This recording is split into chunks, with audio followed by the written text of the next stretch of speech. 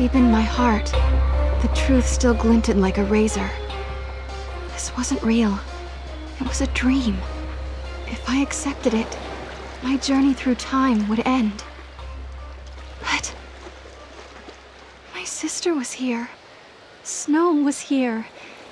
If I stayed, I would be with everyone I'd ever loved.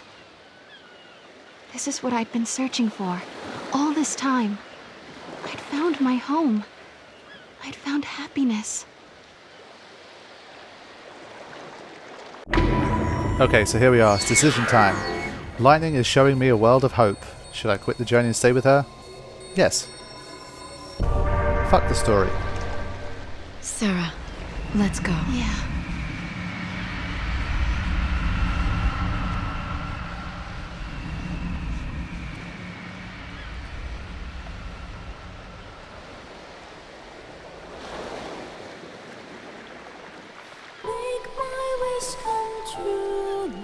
Just being here with my sister fills me with joy. I'm home. In some ways, it's almost like that happiness has taken over, forcing out the feelings that were there before. At first I was overwhelmed with loss, but soon even that feeling faded away with the rest. Now every day is paradise. Lightning is here with me, and Snow as well. Lebro and Huge, Godot and Mackie, the whole gang.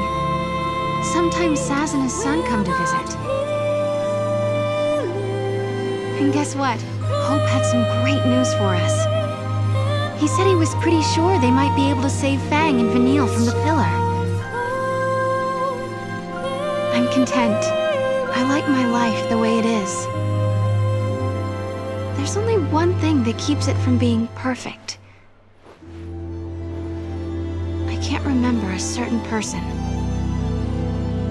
I know he was a friend. And I'm sure we were close.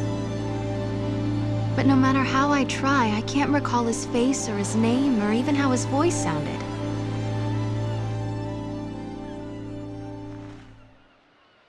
It's so strange. Who could he be?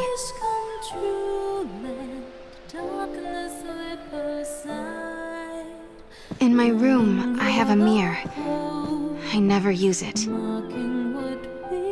It scares me. On the other side of that mirror, there's a whole other world. And if I peek inside, I'll be lost. Or so it seems to me. When I told Snow how I felt, of course he said I was just being silly. Maybe I am. I can live with that. All I want is for these wonderful, magical days to continue. For this time to stretch on forever. This is where I'll stay. I'm home, and I never want to leave. That one's a really interesting paradox ending. I do like that one. Fragment discovered, transcript, fate and freedom.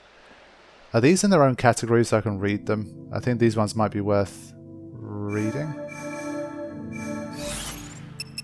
Let me just check it out. Paradox ending, yeah, okay. Might as well read all the ones I've got so far. I think I got this, right. Excerpts from an alternate history. Snow was riding the highways of time when he came across a gate projecting strange flickering images. Images which showed Sarah! Snow saw her receiving an artifact from an unknown young man, hesitant, unsure of the gift.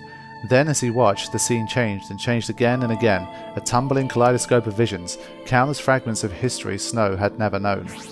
Damn! Someone is trying to rewrite history! Snow realized he had to act fast. He leaped onto trusty Shiva and headed for the gate. A new adventure was just beginning, the hunt for the 13 crystals. So yeah, as I said, the spin-off game that no one wanted. Yule knows that this was the world she wanted. Noel is here, I'm here. That's all I need. No Caius, just us. We can start over again, and this time make it better. But Noel wants more. He wants a future. He wants everything. People, life, all of it. The good, the bad as well as the good. Yule lifts her head. If that's what Noel wants, then I want it too. Look, Noel, a star is falling. A new door is open. Perhaps beyond it, the real future is waiting. Hey, can Moogles talk? Darge has dropped... Wow, Darge actually said a line that isn't daddy? Wow.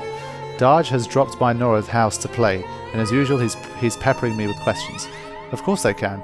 They know lots of things, and love answering just about any question you might have. Ho ho ho! Since when did you become a Moogle expert? Laughs Saz as he strides into the house. He has a point. Why do I think I know about Moogles? I mean, they're just make-believe creatures from children's books. Yeah, somewhere in the back of my mind, I'm sure I've met one. What's wrong? Darge is looking up at me, wondering why I've suddenly become so quiet. I tell him it's nothing, but it's nothing, and for the rest of the day, my head is full of thoughts of Moogles.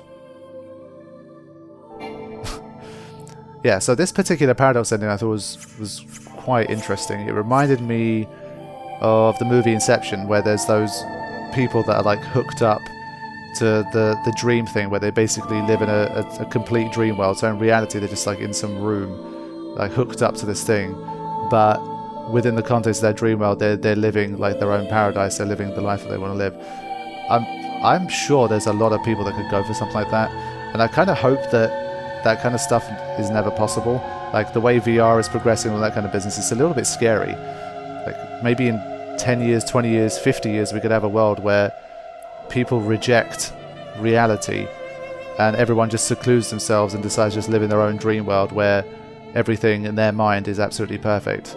Because that's not an experience, that's not reality. So it's pretty scary. But I would just think about Noel, man. The fact that she never even remembers him. Can you imagine Noel? He's like, you know, he's gone to the end of time, he's travelled from Valhalla, they've gone on this journey through space and time together, and then suddenly she's just like, yeah, you know what, I'm going to stay in this like dream version of reality with my sister and forget that you ever existed. So that's pretty tough.